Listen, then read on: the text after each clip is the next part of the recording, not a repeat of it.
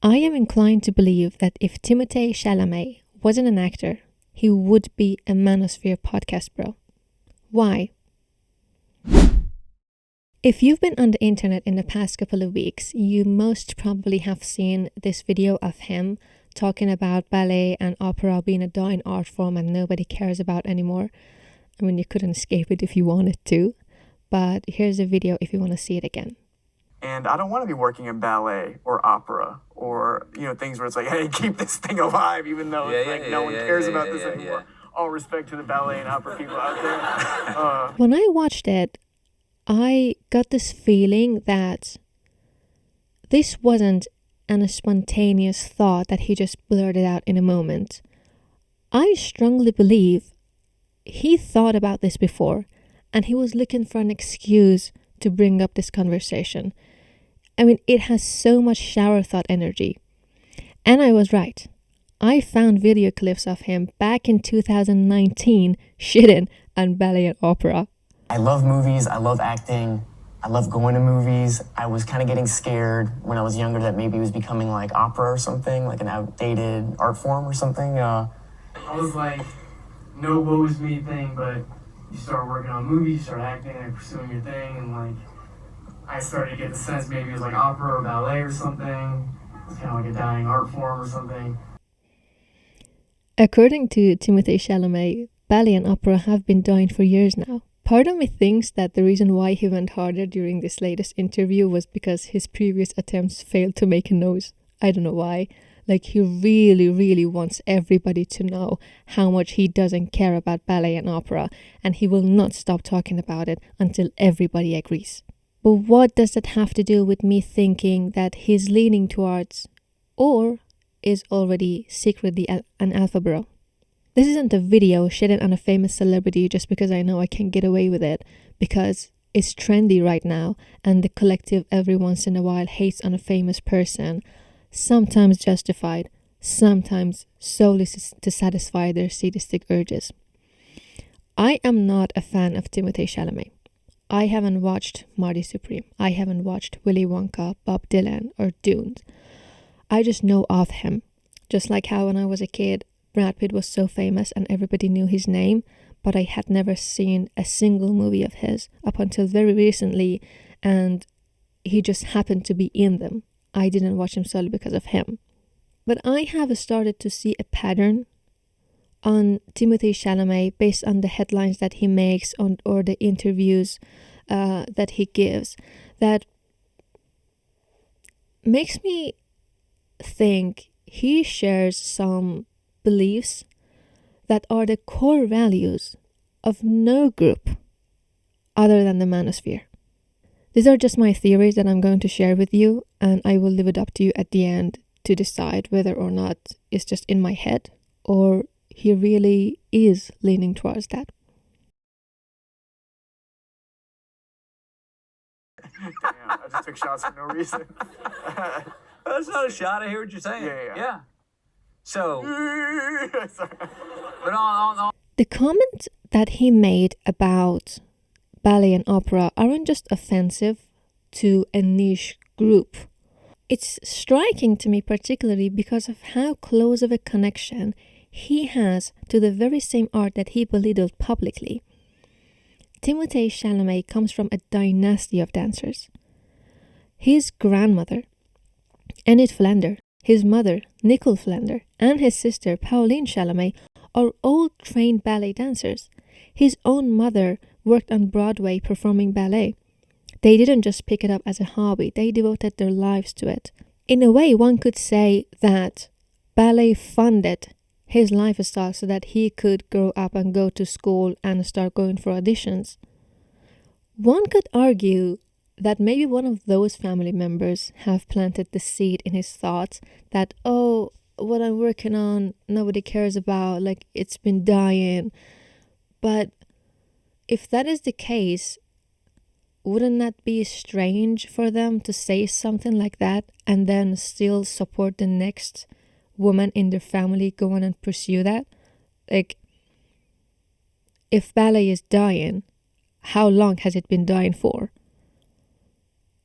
Couldn't they come to that conclusion sooner and stop the next generation of their own family members from wasting their precious time on a dying art craft?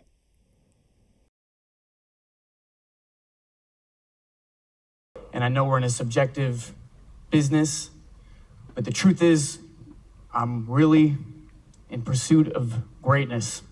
I know people don't usually talk like that, but I want to be one of the greats. I'm inspired by the greats. I'm inspired by the greats here tonight. I'm as inspired by Daniel Day-Lewis, Marlon Brando, and Viola Davis as I am by Michael Jordan and Michael Phelps, and I want to be up there. So I'm deeply grateful to that. This doesn't signify that, but it's a little more fuel, it's a little more ammo to keep going. Thank you so much. I just lost 14 cents in viewership, but Chalamet claims to be in pursuit of greatness. In his SAG Awards speech, some of the people he named as his greatest inspiration just happened to be some of the, if not the most famous and rich people in their own field, some of whom have nothing to do with arts at all. He equates greatness with superstardom, fame, and wealth, which is not a hot take, a lot of people do. But what brings his opinion closer to the manosphere is his heretical thinking that the people who are not on that level aren't worthy at all. You can be so passionate about your craft and desire those tangible rewards for it, but still respect the people who are as passionate as you about their own art, but don't necessarily see their worth in dollar signs. But he seems to have a lot of contempt for people who are not on that level or strive to be. It makes me wonder how smug he must feel in his relationship to the female family members of his, especially since he became a famous actor. I wonder what the day-to-day interactions are like, since he publicly belittled ballet as a dying art form so many times. I wonder how many times he brought it up in conversations with those very same women and thrown it in their faces. Can you imagine his sister coming from a ballet dance class and he's like, "Oh, hi sister, where have you been? Going to that place where nobody cares about anymore, practicing the dying art form?" I almost feel sad for those women. Imagine dedicating your life to an art craft and then your brother just shits on it in front of everybody in a family gathering and says, "Nobody cares about this." Now, even worse, imagine your brother goes on a public platform in front of millions of people saying that nobody cares about what you do. Even worse, imagine if it was your son. I mean, it's not that difficult for people to dig up these kinds of information about his family members. It's just a Google search away.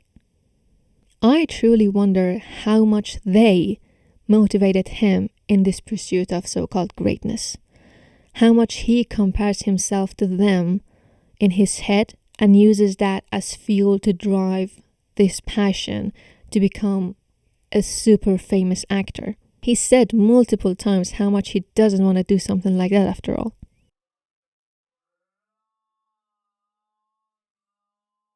This brings me to another theory. Is he making deliberate attempts to pander to a certain group of people and detach himself from his own original fan base, which mostly consists of women and teenage girls? I mean, how many times have we seen this before? A man, becomes really good at their craft, whether it's singing, comedy, or acting, and they become almost exclusively popular among the female gender. And they start to resent that. Think of Matt Rife, for example. When he said that sexist joke, he was making an attempt to actively detach himself from his female fan base and become a popular guy among men. And what unites men more than anything? Laughing at the expense of women. It's even better if the punchline is about a woman getting hurt. Here's a reminder to those of you who have forgotten about this, and to those of you who have never seen it before, feel free to skip it. I've only been to Baltimore one time. I ate lunch there, and the hostess who seats you at the restaurant had a black eye. A full black eye. And it wasn't what happened? It was pretty obvious what happened. And we couldn't get over the fact that we're this is the face of the company? This is who you have greeting people? And my boy who I was with was like, yeah, I feel bad for her, man. I feel like they should put her in the kitchen or something where nobody has to see her face, you know? And I was like, yeah, but I feel like if she could cook, she wouldn't have that black eye. So, testing the waters, seeing if y'all are gonna be fun or not. Just wanted to see. Testing the waters. It's such a typical tactic for these types of guys. A lot of people, a lot of men, call people who got offended at the joke as people who are immature, who cannot take a joke. But for me, the problem wasn't even in the punchline, as lame as that was. It was in the joke as well. Notice how his biggest concern to him as a customer was how unpleasant it was for him to have to see that, like a woman with a bruised face who's serving him, instead of having a completely normal reaction of, with the slightest bit of compassion, of asking, oh, what happened to you? And another thing, he said that it was obvious what happened. How was it obvious? Why was it obvious? Is it because domestic violence is so common and we have so many goddamn references in our head to pull from that the second we see one, we know what it is? These men keep telling on themselves. But it's very clear to me how desperately he wants to be one of the boys, that he resorts to these kinds of attempts, that he knows is going to work. And it worked. It was even clear to me before that. I only watched him twice on YouTube, and the second time I saw a video of him joking about how men and women cannot be friends, that was the one that set the alarm off in my brain, and I stopped watching him. Red flag number one is when she has another guy in her life who is consistently trying to sleep with her, and she refuses to acknowledge this. This is good. This is gonna cause a lot of fights in the car ride home. This is my favorite one. You clapping hard as fuck. You had an argument recently.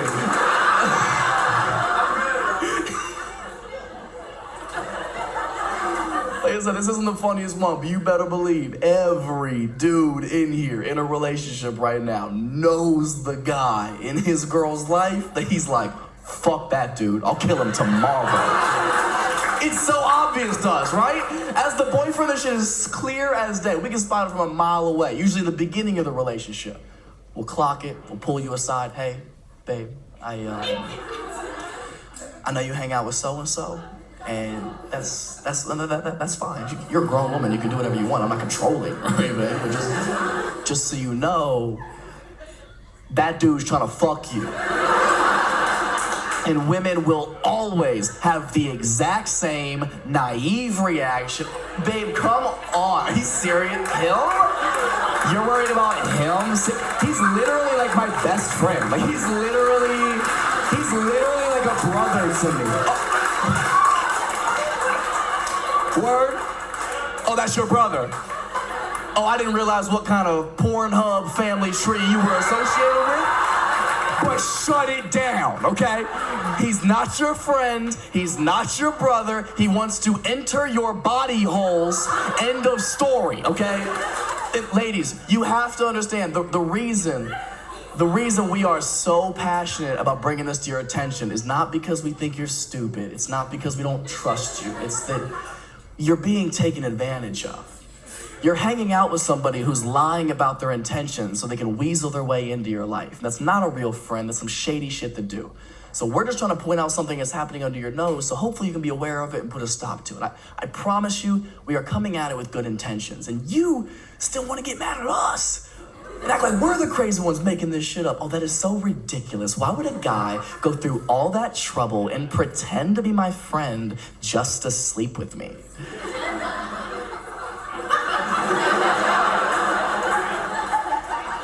I don't know.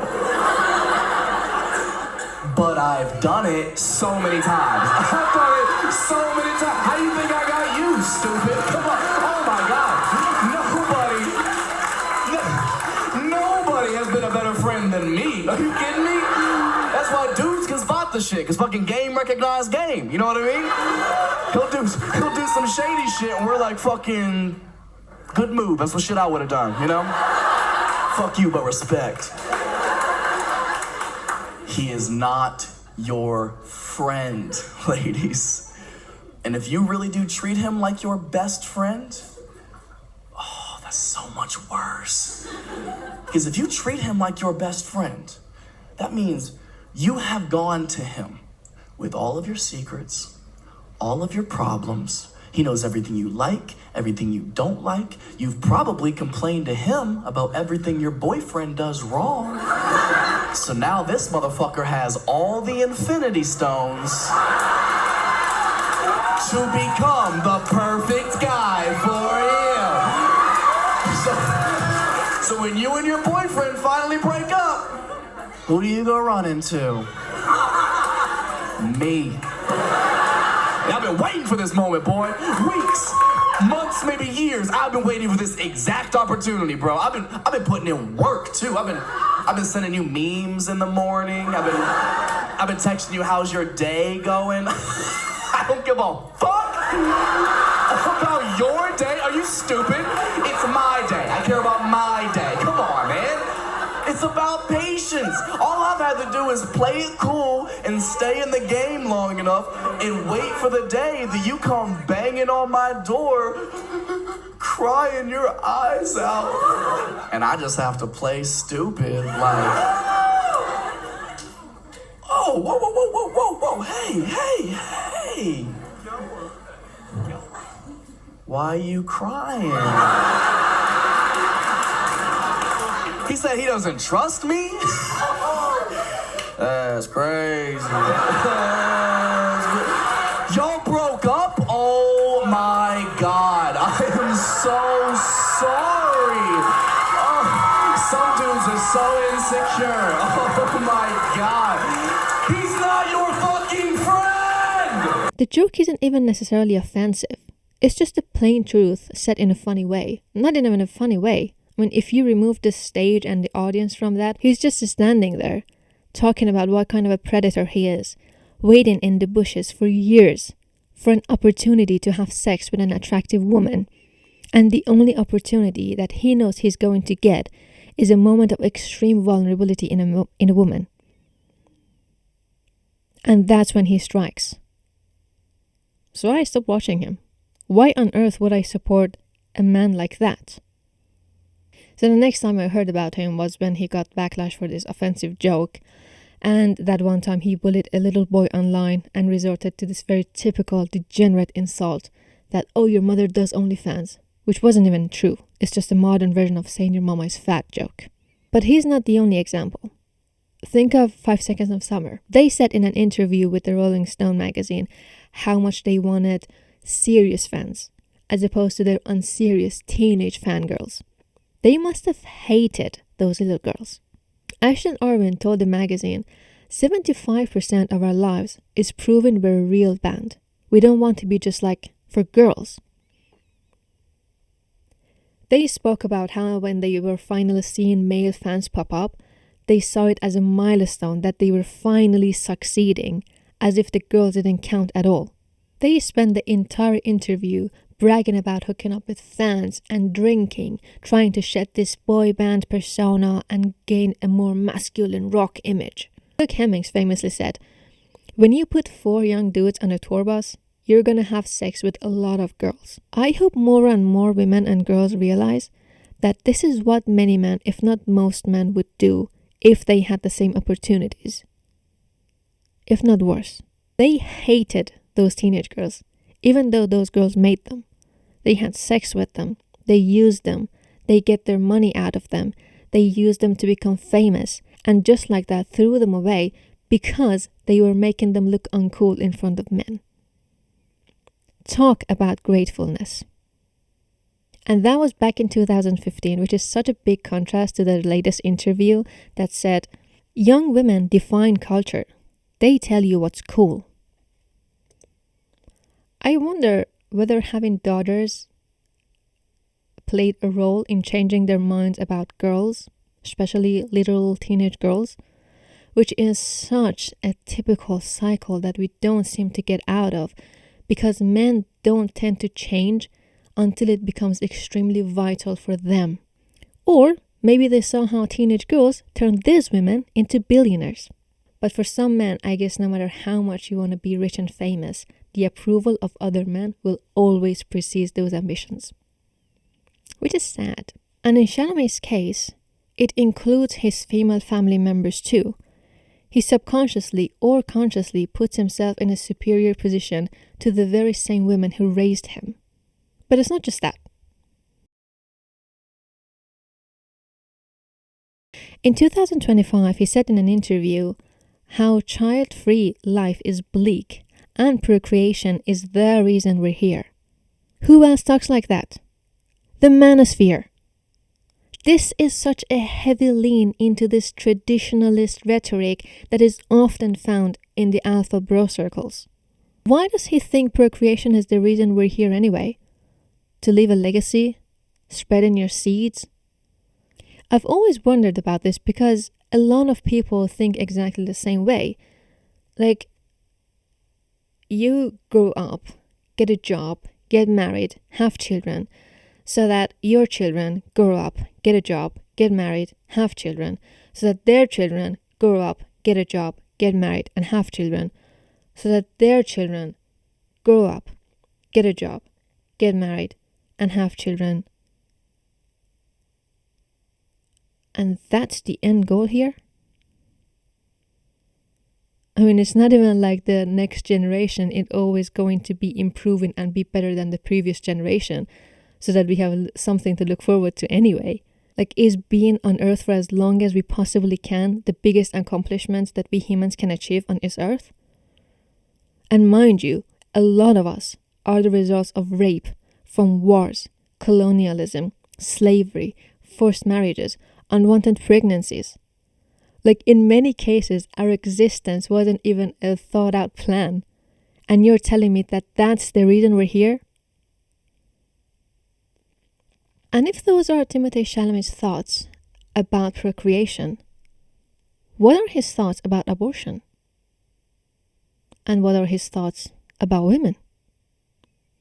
Because every single time, no matter the culture, the religion, any society that talks about procreation, the heart of the conversation is always about women. They always solely focus on women, whether it's taking their rights away, trying to lure them in to have more children. It's always about women. So what are his thoughts about women having access to health care, to having abortion rights? Does he think that women are these biological incubators that carry his legacy while he goes out to pursue his greatness, like all the other men before him believed? And somebody needs to remind Timothée Chalamet that infertile people exist too. And since he has such an hierarchical mindset that he puts people's worth based on how much they can accomplish, it's safe to assume that he believes that people who cannot procreate aren't worthy at all either. And since he believes that procreation is the reason we're here, does he think infertile people are just an error in the system and they're not supposed to exist? Like, what are his thoughts pattern here? Where does it lead to?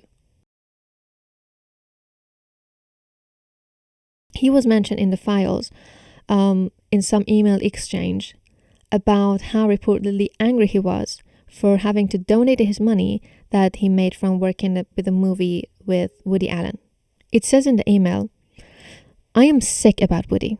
This Me Too witch hunt is out to destroy an 80-year-old global cinematic treasure, and it makes me so sad. I saw literally agent Lynn Nesbitt at Billy Reiner's funeral, and she said Woody Allen is guilty. Of course she is the agent for Ronan and Dylan. Even my friend Timothée Chalamet, who donated his salary from Woody Allen's last film to 3 political agencies, was sick about being forced into any action by the press. He could not go on a plaque, I don't know what that means, on his Call Me By Your Name Oscar campaign without the press hounding him about working with Woody. His agents made him give his money away, supposedly not as a sign of Woody Allen's guilt, but support of hysterical women and media. He is genuinely upset about the whole thing, and at 22 is playing a bigger game. He will also win the Oscar next year for A Beautiful Boy, where he plays a son addicted to drugs. You cannot have such a close connection to these kinds of men and not be a misogynist. He resents even the performative support of women. And even his performative support wasn't about to paint himself as a good person with morals who is always about the victims. It was just to increase his chances to get an Oscar. Timothée Chalamet doesn't have a moral compass. He has a PR compass. These are the last subtle observations that I made that are not very evidence-based because they can be things that you can read too much into.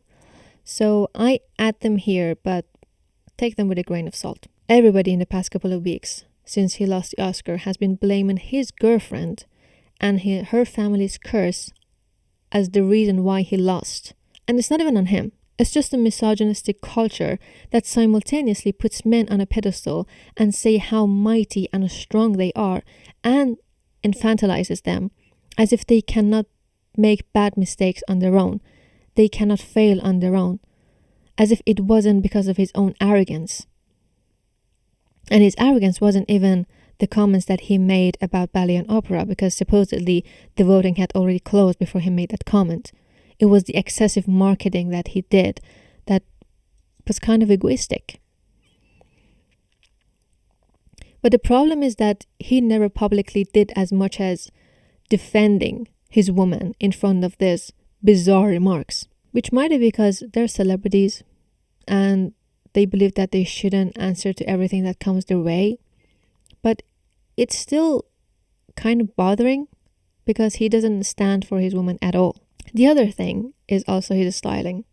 Like at first when he became famous, he was very soft boy coded, which played a massive role into gaining a lot of attention from the female gender. But he doesn't do that anymore. He's gone back to the good old suits. Is it because he doesn't need to? But I believe that people are allowed to wear what they want to wear. But when it comes to these celebrities, we need to remember that every move that they make is calculated to sell a product. They're a walk-in advertisements, and there's a reason why they wear what they wear.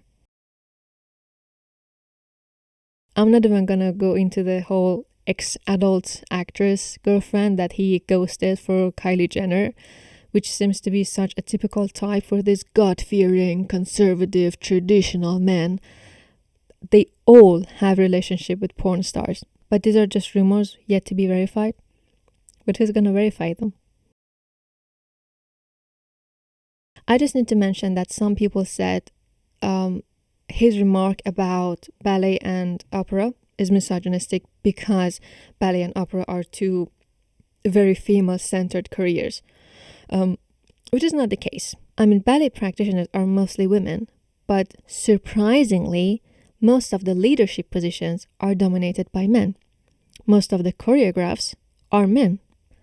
And opera actually has a lack of female representation issue. So it's not misogynistic because of that. So, is Timothée Chalamet just a prestige version of the Manosphere podcast bro? Or am I just reaching? Let me know what you think. And I appreciate you that you stuck till the end. Bye.